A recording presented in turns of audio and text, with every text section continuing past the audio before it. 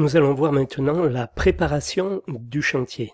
La préparation du chantier pour le maître d'œuvre, pour la maîtrise d'œuvre, c'est un très gros morceau, c'est d'une importance capitale et je dirais que c'est un des points de réflexion, par exemple pour faire avancer le BIM, puisque au niveau de la préparation du chantier, de connaître la propriété intellectuelle de chaque document, c'est important. Parce que la maquette va donc centraliser des documents, différents plans, plan de l'architecte, plan des bureaux d'études, plan des entreprises, plan d'ateliers, etc. Divers documents que nous allons voir maintenant.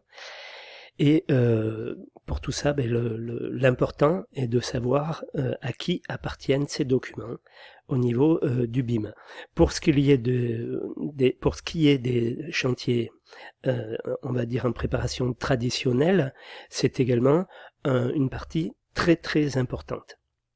La préparation du chantier, elle concerne les missions de maîtrise d'œuvre de la loi MOP, qui est donc, on va dire, une référence encore aujourd'hui, qui concerne les missions DET, à savoir dossier d'exécution des travaux, la mission SYN, la mission synthèse et la mission visa.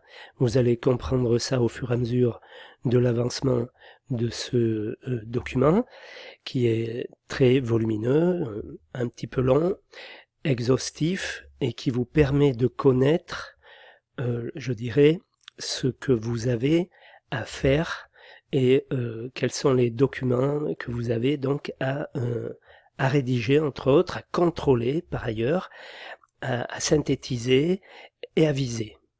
Voilà. Donc la préparation du chantier, elle s'accomplit simultanément au sein de l'équipe de maîtrise d'œuvre et chez les autres prestataires agissant sur le marché.